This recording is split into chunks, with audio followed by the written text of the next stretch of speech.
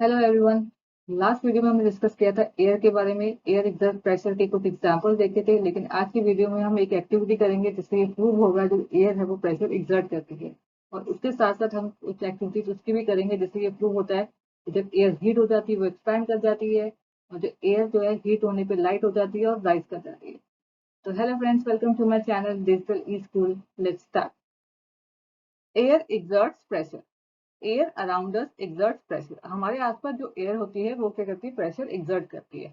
और इसके बहुत सारे एग्जांपल्स तो हमने देख लिया। अब एक एक्टिविटी करते हैं जिससे हम ये प्रूव कर सकते हैं कि जो एयर है वो प्रेशर एक्सर्ट करती है। तो उस एक्टिविटी के लिए हमें क्या करना है कि आप एक कैन ले लीजिए या फिर एक टिन ले लीजिए। उस टिन को आप आधा फिल कर दीजिए वाटर से। फिर उसे किसी बर्नर पे रख के उसे हीट कीजिए, और तब तक हीट करें जब तक उसके अंदर का वाटर जो है बॉयल होना ना शुरू हो जाए। और जैसे ही वाटर बॉयल होना शुरू हो जाए, आप उस बर्नर को ऑफ करके उस कैन को, उस टिन को ढक्कन लगा के, उसी का ढक्कन लगा के अच्छे से बंद कर दीजिए।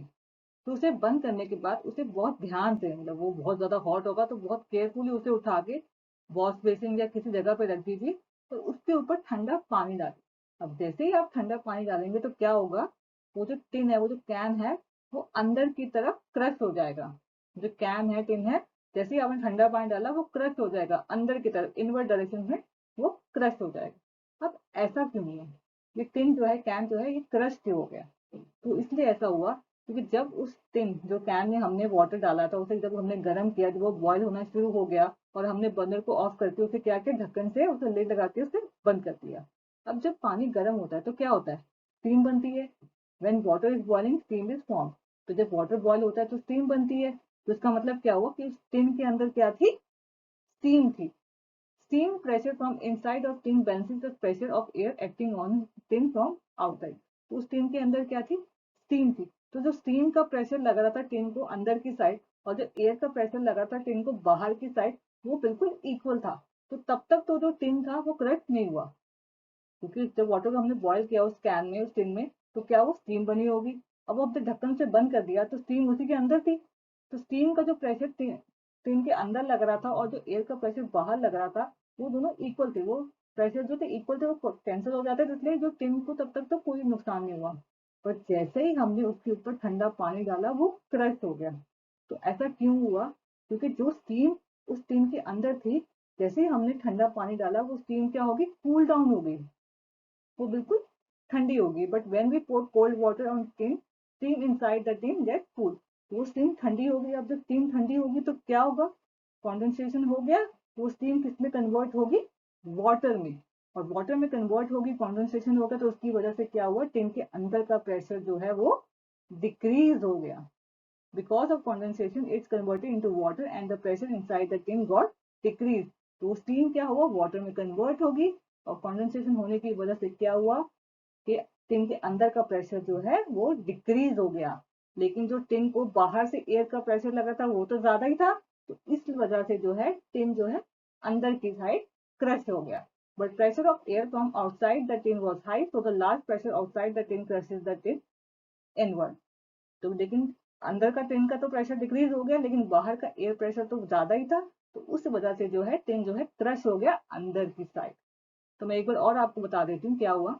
कि जब वाटर बॉयल हो रहा था टिन के अंदर, तो क्या हुआ, स्टीम बनी होगी। और जब हमने उस टिन को ढक्कन से बंद कर दिया टाइटली, तो क्या हुआ, स्टीम उसके अंदर थी। स्टीम उसके अंदर थी, लेकिन तब तक टिन को कुछ नहीं हुआ, क्योंकि स्टीम का जो प्रेशर टिन को अंदर की साइड लगा था और जो एयर का प्रेशर टिन को बाहर की साइड लगा था वो इक्वल थे। तो तब तक तो टिन जो है क्रश नहीं हुआ। बट जैसे ही हमने ठंडा पानी डाला वो क्रश हो गया। क्यों? क्योंकि जो स्टीम अंदर थी, जैसे ही हमने ठंडा पानी डाला वो ठंडी होगी, कूल डाउन होगी, और वो किसमें कन्वर्ट होगी, वाटर में। तो कॉन्डेंसेशन होने की वजह से जो टिन के अंदर का प्रेशर है वो डिक्रीज हो गया, वो कम हो गया, लो हो गया। लेकिन एयर का प्रेशर जो बाहर की साइड से टिन को लग रहा था वो ज्यादा था। तो इस वजह से जो है टिन क्रश हो गया अंदर की साइड, क्योंकि बाहर का एयर का प्रेशर ज्यादा था एज कम्पेयर टू जो टिन के अंदर का प्रेशर है। तो ये एक्टिविटी से प्रूव होता है that air exerts pressure। Next is air expands on heating। When air is heated, it occupies a bigger space। तो जब हम एयर को हीट करते हैं तो वो क्या है, एक्सपैंड कर जाती है। एक्सपैंड क्यों कर जाती है? जो एयर को जब हम हीट करते हैं तो क्या होता है, तो उसका वॉल्यूम इंक्रीज हो जाता है। जो एयर मॉलिक्यूल्स होते हैं वो सब एक दूसरे से दूर चले जाते हैं और बिगर स्पेस ऑक्यूपाई कर लेते हैं। तो इसीलिए हम कहते हैं कि एयर जो है हीट होने पे एक्सपैंड कर जाती है, क्योंकि जो मॉलिक्यूल्स हैं वो सब एक दूसरे से दूर चले जाते हैं और ज्यादा स्पेस ऑक्यूपाई कर लेते हैं। अब इसको प्रूव करने के लिए भी हम एक एक्टिविटी करेंगे। इस एक्टिविटी के लिए आपको क्या करना है कि आप एक बॉइलिंग ट्यूब ले लीजिए। एक बॉइलिंग ट्यूब ले लीजिए और उसके माउथ पे क्या करें, एक रबर बैलून को लगा दीजिए, मतलब उसको एक थ्रेड से किसी से भी टाइटली जो है बंद कर दीजिए। अब वो जो बॉइलिंग ट्यूब आप लेंगे वो एम्प्टी होनी चाहिए, उसके अंदर कुछ होना नहीं चाहिए, बस उस बैलून को उसके माउथ पे लगा के उसे टाइटली बंद कर दीजिए। फिर उस बॉइलिंग ट्यूब को आप क्या करें, एक बीकर लें, उसमें हॉट वाटर डालें, गर्म पानी डालें। फिर उस बॉइलिंग ट्यूब को जिसमें बैलून लगा हुआ है उस बीकर के अंदर रख दीजिए जिसके अंदर हॉट वाटर है। और 2-3 मिनट बाद आप क्या देखेंगे, जो बैलून है बॉइलिंग ट्यूब के साथ जो बैलून लगा हुआ है वो इन्फ्लेट हो जाएगा, एक्सपैंड हो जाएगा। अब ऐसा क्यों हुआ? क्योंकि जब हमने क्या किया कि जो बॉइलिंग ट्यूब जिसमें बैलून लगा हुआ है, जब उसे हमने हॉट वाटर में डाला तो क्या हुआ कि जो बॉइलिंग ट्यूब के अंदर एयर थी वो हीट हो गई। उस हॉट वाटर की वजह से वो जो एयर बॉइलिंग ट्यूब के अंदर प्रेजेंट थी वो गर्म हो गई। When we place boiling tube in hot water beaker, the air present in boiling tube gets heated. जैसे ही हमने उस बॉइलिंग ट्यूब को, जिसमें बैलून लगा हुआ है, जब उसे हमने उस बीकर में डाला जिसमें हॉट वाटर था, तो जो बॉइलिंग ट्यूब के अंदर एयर प्रेजेंट थी वो क्या होगी, गर्म होगी, हीट होगी। तो जब एयर हीट हो जाती है तो वो क्या कर जाती है, एक्सपैंड कर जाती है, क्योंकि उसका वॉल्यूम जो है वो इंक्रीज हो जाता है। जो एयर मॉलिक्यूल्स होते हैं सब एक दूसरे से दूर चले जाते हैं और वो ज्यादा स्पेस ऑक्यूपाई कर लेते हैं। तो जो एयर मॉलिक्यूल्स बॉइलिंग ट्यूब के अंदर प्रेजेंट है, जब वो हीट हो गए वो सब एक दूसरे से दूर चले गए, तो कुछ मॉलिक्यूल्स कहाँ चले गए, बैलून के अंदर ज्यादा स्पेस ऑक्यूपाई करे, बैलून के अंदर चले गए। इसी वजह से बैलून जो है वो इन्फ्लेट हो गया। On heating volume of air increases, air molecules gets apart from each other and occupies bigger space. तो जब हीट करने पे क्या हुआ, जो एयर है वो हीट करने पे क्या, उसका वॉल्यूम इंक्रीज हो जाता है। जो मॉलिक्यूल्स हो जाते हैं वो सारे एक दूसरे से दूर चले जाते हैं, वो बिगर स्पेस ऑक्यूपाई कर लेते हैं।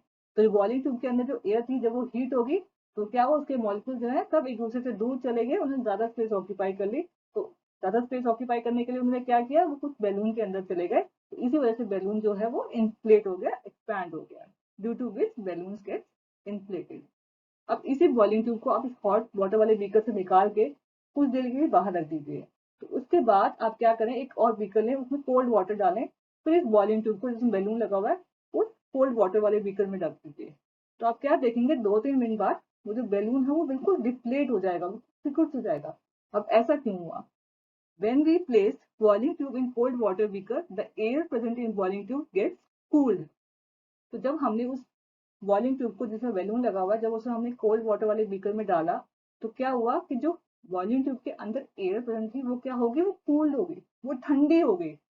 जब एयर ठंडी हो जाती है तो क्या होता है कि उसका वॉल्यूम जो है वो डिक्रीज हो जाता है। जो मॉलिक्यूल्स होते हैं, एयर मॉलिक्यूल्स होते हैं, वो सब एक दूसरे के पास आ जाते हैं, कॉन्ट्रैक्ट कर जाते हैं। तो जब वो पास आ जाते हैं तो on cooling volume of air gets decrease, air molecules come closer and contract. तो जब ठंडी एयर ठंडी हो जाती है तो क्या होता है, जो मॉलिक्यूल्स होते हैं सब एक दूसरे के पास आ जाते हैं, वो कॉन्ट्रैक्ट कर जाते हैं। तो जब एयर वॉल्यूम ट्यूब के अंदर थी वो क्या होगी, वो ठंडी होगी, तो सारे जो मॉलिक्यूल्स हैं सब एक दूसरे के पास आ गए और एयर जो है वो कॉन्ट्रैक्ट कर गई। तो इसी वजह से जो बैलून है वो डिफ्लेट कर गया, due to which balloons get deflated. तो जब एयर ठंडी होती है तब वो क्या करती है, उसका वॉल्यूम डिक्रीज हो जाता है, मॉलिक्यूल जो है सब एक दूसरे के पास आ जाते हैं, तो एयर जो है वो कॉन्ट्रैक्ट कर जाती है। लेकिन जब एयर को हम हीट करते हैं तब क्या होता है, उसका वॉल्यूम इंक्रीज हो जाता है, मॉलिक्यूल जो है सब एक दूसरे से दूर चले जाते हैं, वो ज्यादा स्पेस ऑक्यूपाई कर लेती है। जैसे हम बोलते हैं कि एयर जो है हीट होने पे एक्सपैंड हो जाती है और कूल होने पे कॉन्ट्रैक्ट हो जाती है। Last is hot air is lighter than cold air. अब जो हॉट एयर होती है वो कोल्ड एयर से लाइट होती है। When air is heated it becomes lighter and rises up in the sky. तो जब एयर हीट हो जाती है तब क्या होता है, वो लाइट हो जाती है, और लाइट होने की वजह से जो है वो ऊपर की डायरेक्शन की तरफ मूव कर जाती है, मतलब वो राइज अप कर जाती है। अभी हमने देखा था जब हम एयर को हीट करते हैं तो क्या होता है, उसका वॉल्यूम इंक्रीज कर जाता है, उसके मॉलिक्यूल जो है सब एक दूसरे से दूर चले जाते हैं, वो ज्यादा स्पेस ऑक्यूपाई कर लेते हैं। तो उस वजह से वो लाइट हो जाती है और वो राइज अप कर जाती है। तो इसको भी हम एक एक्टिविटी से प्रूव कर सकते हैं। उस एक्टिविटी के लिए आपको क्या करना है कि आप 2 पेपर बैग ले लीजिए, बिल्कुल सेम साइज के, और एक स्टिक लीजिए। उन दोनों पेपर बैग को आप थ्रेड की हेल्प से उस स्टिक से बांध दीजिए। लेकिन एक चीज का ध्यान रखें, जो पेपर का माउथ होना चाहिए वो नीचे की साइड होना चाहिए। तो उस स्टिक से आप थ्रेड की हेल्प से उस स्टिक पे दोनों पेपर बैग को बांध दीजिए और स्टिक के बीच में भी एक थ्रेड लगा लीजिए और ध्यान रखिए कि जो पेपर बैग है जो लगाया आपके स्टिक के साथ बिल्कुल बैलेंस होना चाहिए। ये ना कि एक पेपर बैग जो है नीचे की साइड है या एक ऊपर की साइड है, बिल्कुल बैलेंस होना चाहिए, बिल्कुल सेम होना चाहिए। उसके बाद क्या कीजिए, एक पेपर बैग के नीचे आप क्या करें, कैंडल को रख दीजिए जला के, कैंडल को बंद करके उस एक पेपर बैग के नीचे रख दीजिए। कुछ देर बाद आप क्या देखेंगे, जिस पेपर बैग के नीचे आपने कैंडल को रखा था जला के, वो पेपर बैग जो है ऊपर की साइड चला जाएगा। वो जो स्टिक का साइड होगा वो ऊपर की साइड चला जाएगा। अब ऐसा क्यों हुआ? ऐसा इसलिए हुआ कि जब हमने एक पेपर बैग के नीचे जो कैंडल को रखा चला के, तो जो कैंडल के ऊपर जो एयर थी, बैग के आसपास जो एयर थी, बैग के अंदर जो एयर थी, वो क्या होगी, हीट होगी, वो गर्म होगी, वार्म होगी। When we placed candle below the paper bag, air near the bag gets heated. जब हमने पेपर बैग के नीचे कैंडल को जला के रखा, बंद करके रखा, तो क्या हुआ कि कैंडल के ऊपर जो एयर थी, पेपर बैग के अंदर जो एयर थी, आसपास जो एयर थी, वो सारी क्या होगी, वार्म होगी, गर्म होगी। तो जब एयर हीट हो जाती है, गर्म हो जाती है, तो क्या हो जाती है, वो लाइट हो जाती है और वो राइज अप कर जाती है। तो इसी वजह से क्या हुआ कि वहां पे जो एयर प्रेजेंट थी सारी, जो बैग के अंदर एयर थी, पेपर बैग के अंदर जो उसके आसपास की एयर थी, वो हॉट होगी, गर्म होगी, तो वो क्या होगी, लाइट होगी, क्योंकि उसके मॉलिक्यूल जो है सब एक दूसरे के दूर दूर चले गए, तो वॉल्यूम इंक्रीज हो गया, तो वो लाइट होगी। तो लाइट होने की वजह से वो राइज अप कर गई, ऊपर की डायरेक्शन तरफ चली गई। The left side paper now has hot air due to which it raised up. अब जैसे मैंने पिक्चर में आप देख सकते हैं, तो हमने क्या किया है कि लेफ्ट साइड वाले पेपर बैग के नीचे कैंडल को रखा हुआ जला के, तो इसी वजह से जो लेफ्ट साइड वाला पेपर बैग जो है वो ऊपर की साइड चला गया। क्यों? क्योंकि उस पेपर बैग के अंदर क्या है, उसके आसपास क्या है, उसके अंदर क्या, हॉट एयर है।